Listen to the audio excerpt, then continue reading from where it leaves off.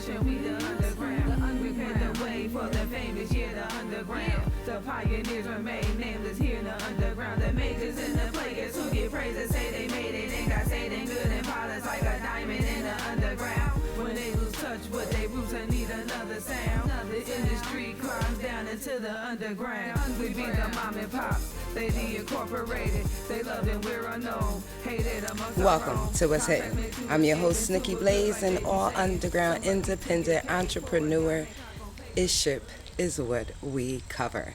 We feature everything underground and independent, whether you be a owner of a business, entrepreneur, an artist, a book writer, a scripter, whomever you are, underground and independent, that's what's Hitting TV covers. We're here today on the first annual retreat of One Trip Over the Moon. It is a one-day healing retreat that is centered around rest, reset, and recover from not only trauma, but everyday bullshit that just gets in the way. So they're here and they're teaching you how to release your trauma. They're telling you how to relax your mind and to reset so you can go back out in the world and do what you need to do to be a productive person. Okay, so with this retreat, I was able to be a part of the retreat as well as document some of it. Most of it you will not see here on What's Hitting TV because you need to experience it. You would need to come out and experience one of these retreats yourself. Call her Miss Lakia as well, and her husband, Mr. Walter, is here, and they are the founders of this retreat, One Trip Over the Moon. So we will be talking to them a little later. We opened this session with the vocal sounds of Miss Bethlehem Robinson, which is one of our What's Hitting artists, so you know she blew it away, okay? We do have a little clip of that. Detach your mind from the pain. Disconnect from all the shame. Allow your thoughts to come and go. Learn to move with the light, ebbs and flow. It's time to unplug and forget.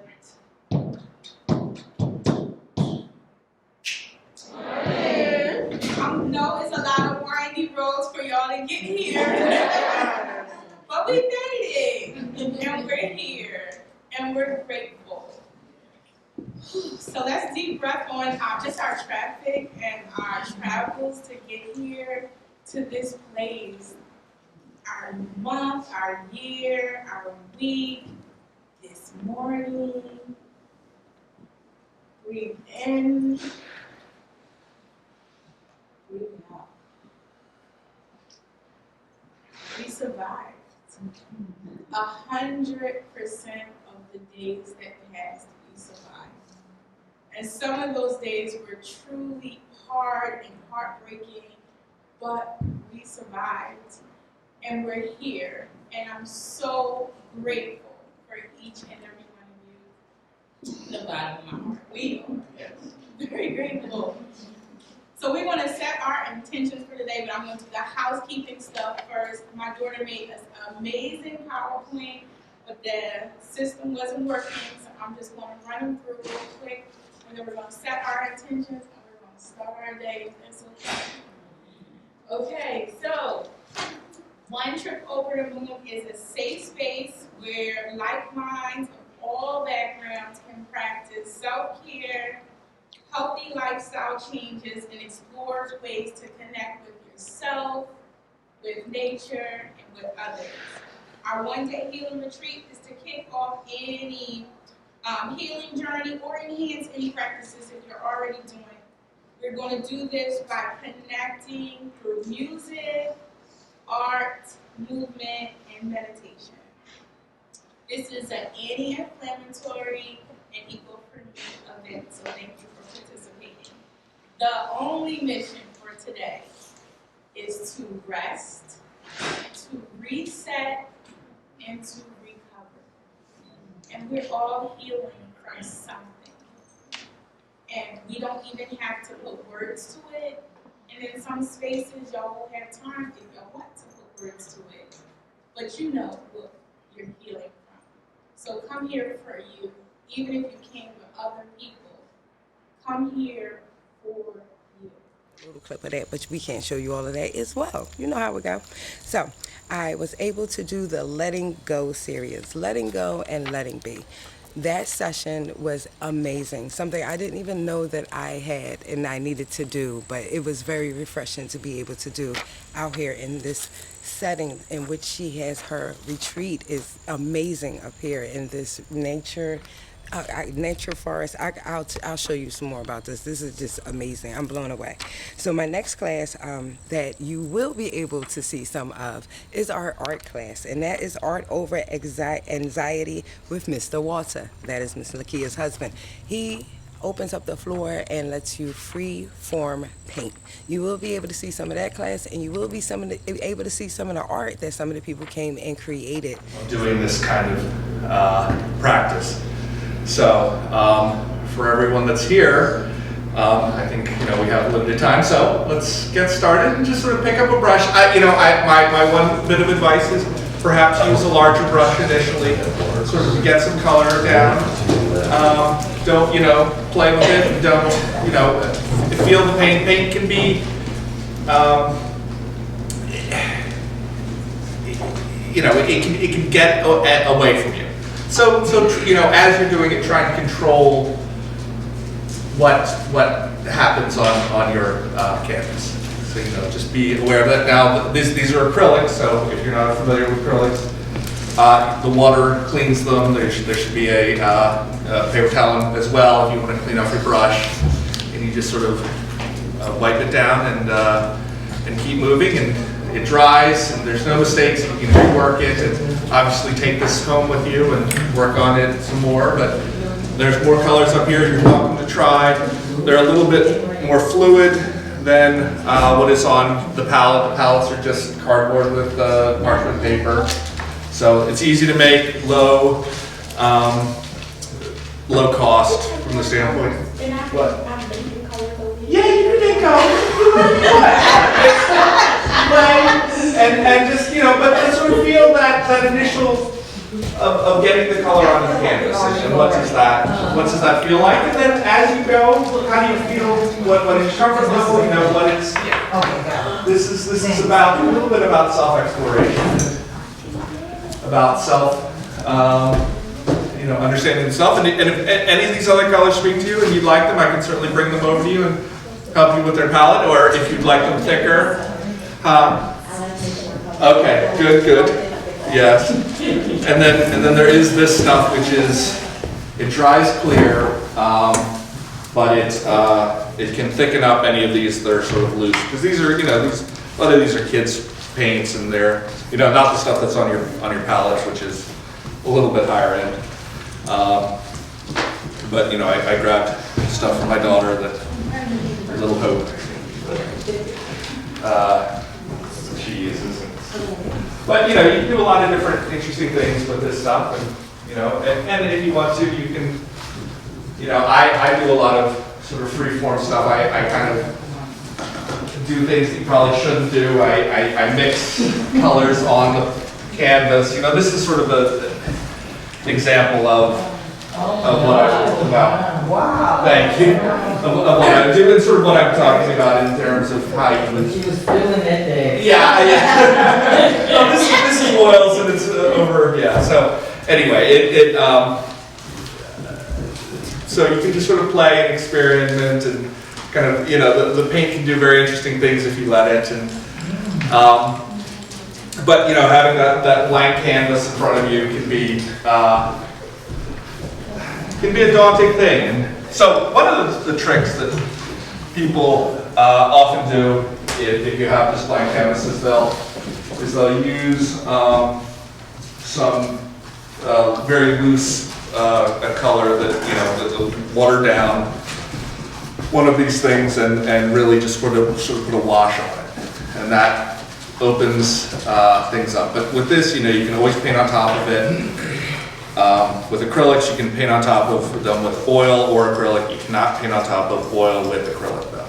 Acrylic has a sort of, it's plastic bonding, non-toxic, although this plastic are really non-toxic. Just kind of have fun. And if anyone has any questions or anything that they'd like to, ask about the sort of how the paint works or what's the best way, or they need anything, just please ask.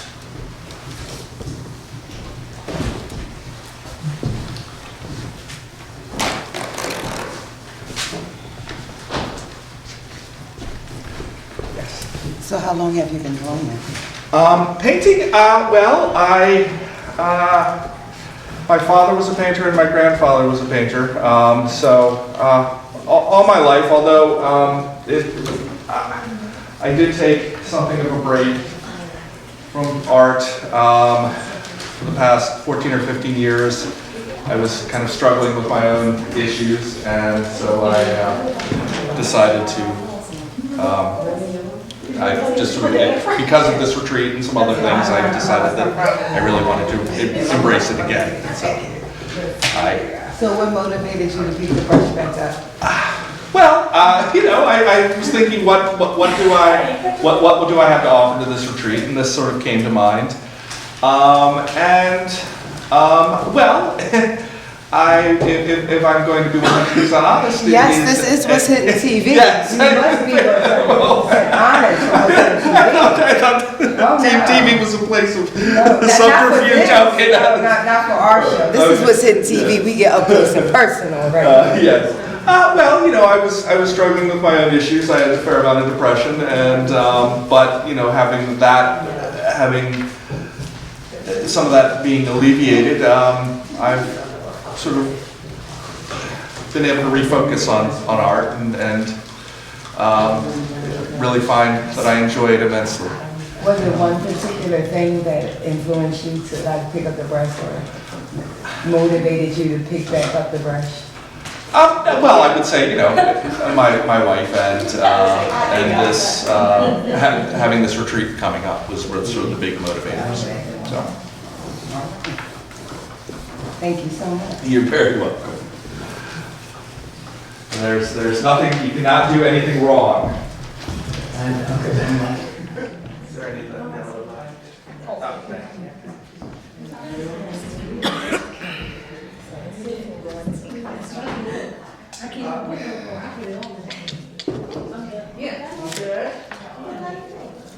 Oh, you just too happy. You're going to turn yours all the way, right? You're just too happy.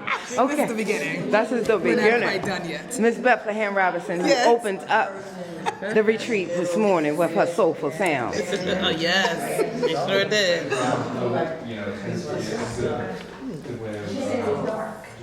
Dark, but it's like, yeah.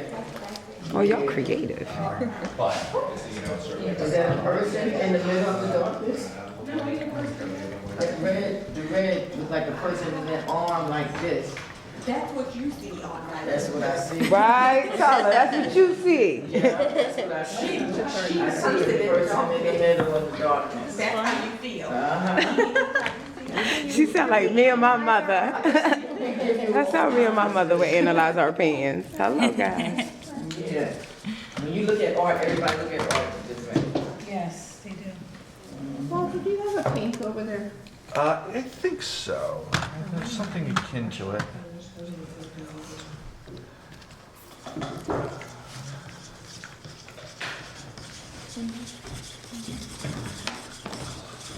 I think I got something like that on my wall right now. I pay a lot of money for it. You just did it, she was there for you. Right. Done.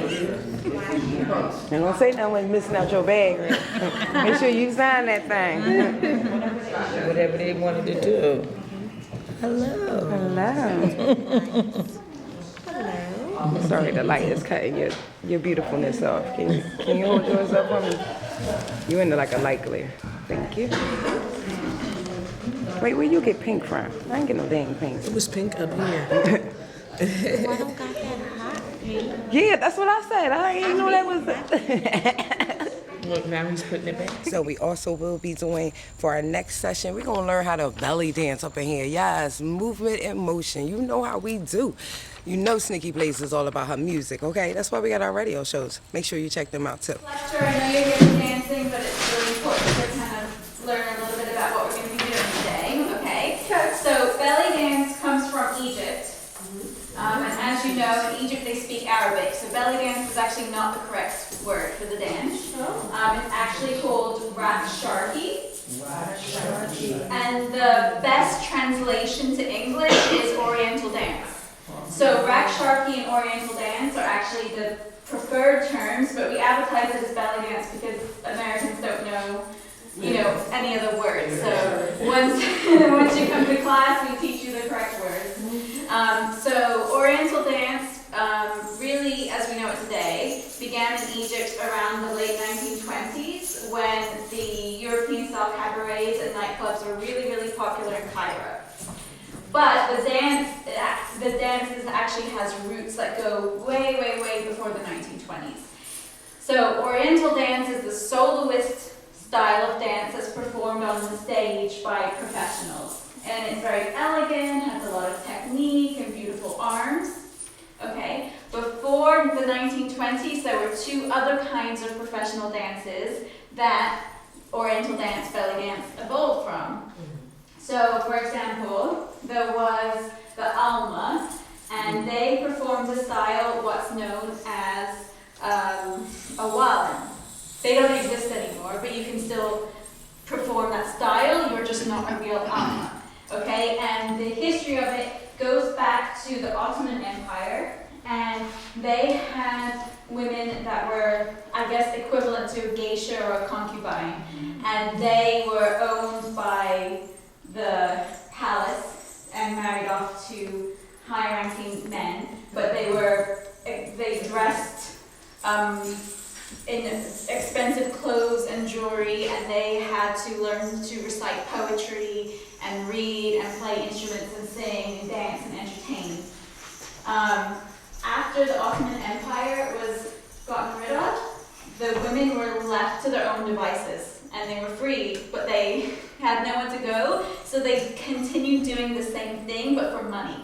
So now they performed for rich people, and they weren't solely dancers, they were also singers, and they taught etiquette, and they taught women how to please their men, and all sorts of things like this. Okay? So then after that, they kind of evolved along the way. Then there was another type of professional dancer they were called the Gazaya, and the style of dance is called Ghawazi. And we know from history that it at least goes back to the 1700s, but some say it goes back to the time of the pharaohs. Unfortunately, there's not enough dance history on the books to know for sure, but we at least know they were dancing in the 1700s. And these women were more nomadic, and they used to travel and perform in groups, and then they would have one dancer that was like the top dancer, and the other women would dance around them. And they weren't trained, and it was very raw, and it was more about their personality and their attitude. So for example, there wasn't a lot of technique, so the movements were very just free-flowing, basically, compared to belly dance. It's kind of like if you're learning belly dance for the first time, you don't have technique, you're just having fun, that's how they dance.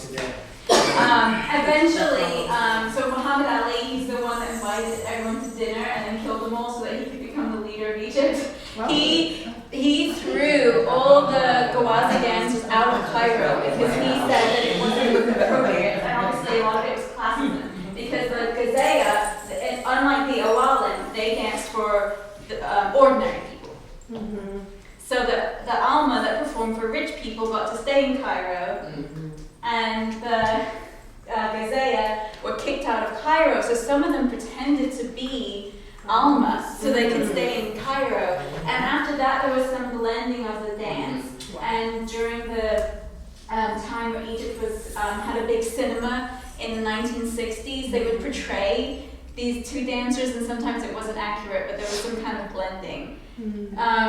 Anyways, eventually this molded into belly dance as we know it today, which has a greater technique, more arm movements, but its origins are from these other two styles of dance. Does that make sense? Yeah. That was good. So,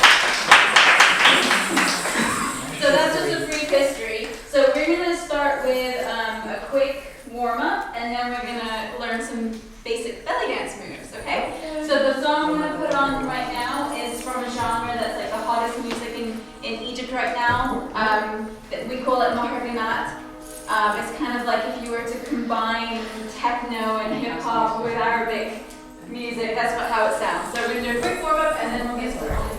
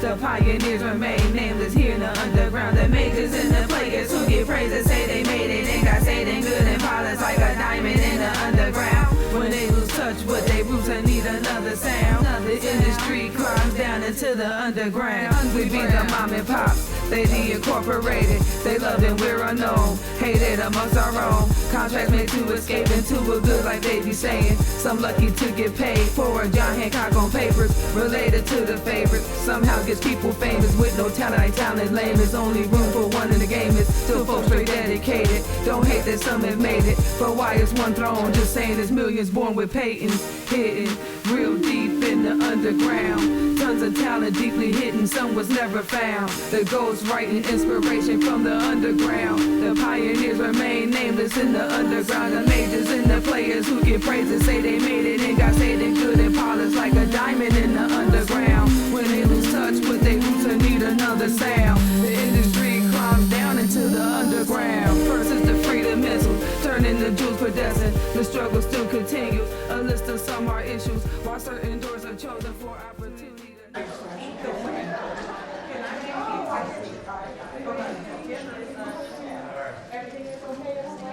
Hello and welcome to What's Hitting TV. Tell us about your company and all the natural products. So the name of my company is QT Naturals. We have an all-natural, 100% handmade hair care, beard care, and body care. So we decided, me and my friend Tiana, this is where we got the name from. I'm Kawana, she's Tiana. I go by Q, she goes by T, so we're just QT Naturals. We decided to make a natural hair care company and body care company because the things that we were using weren't really working for us. It would do one thing, wouldn't do another, so me and her sat down and decided, you know what, let's see what works for us, what works well. So we got together and developed first a hair care, so we have hair oils, hair mist, hair serums, and then for the fellas we have beard mist and we have beard serums, and we also have body butter and we have body scrubs. So the body butter keeps your skin nice and smooth, especially for these wintertime months that are coming up. I put it all over from head to toe, and I stay smooth, my skin stays moisturized. The body scrubs are great to get rid of like your dead skin, and it keeps your skin nice and moisturized. Everything just, honestly, it just makes you feel better. It's a personal spa day every single day for me. And where can people find your product? You can find me on Instagram, QT Naturals. We're also on Facebook, same exact name, QT Naturals. You can look my name up, Kawana Fields, Quwanna Fields, Fields. I'm on Facebook and Instagram. Inbox me, message me with any comments, questions, orders, concerns, anything. Thank you. Thank you so much for being on What's Hitting TV. Okay, What's Hitting TV? We are here with Ms. Kia Brooks. She is one of the therapists and specialists that is facilitating the yoga and healing. Right. My name is Kia. Thank you so much for having me. I am the owner and creator of Relax, Relate, Reclaim. Today we offered self-care, 7 pillars of self-care workshop, as well as Key Moves, which is another company that I own, is our yoga platform. We offer beginner yoga classes every Tuesday at 7:15 in Turnersville, New Jersey. Please visit our website, relaxrelate.com. And you will see that information right under us as she is telling you where to go and see her classes. She has her own place, her own facility, her own monthly classes. I have the lineup. Hope to see you guys there. She was amazing. I'm stretched out. I'm relaxed. I'm about to go eat now, y'all. So I'll see you back on this retreat. We will see you soon. This was What's Hitting TV. I'm your host, Nikki Blaze. Alright guys, I just want to make sure that y'all was able to see me at the studio. We're going to throw it out. Part 2, we're going to be here with Ms. Lakia and Mr. Walter. They're going to explain their mission over One Trip Over the Moon, their company, the organization, and the retreats that they offer not only to groups of people, but to families and corporations. So we'll talk to them more when we come back on What's Hitting TV. I'd like to thank y'all for tuning in. I'm Snippy Blaze. Check out our TV show in Philly on Wednesdays on Comcast and Verizon stations. We are also in Manhattan, New Hampshire, and Manhattan, New Hampshire, and Massachusetts. That's the other one. We imported the places. So check us out at 4 different places, doing Comcast and Verizon stations. We are also on allmediatv.com. My handle is @SnickyBlaze. Get at me, people. Bye. See you on part 2.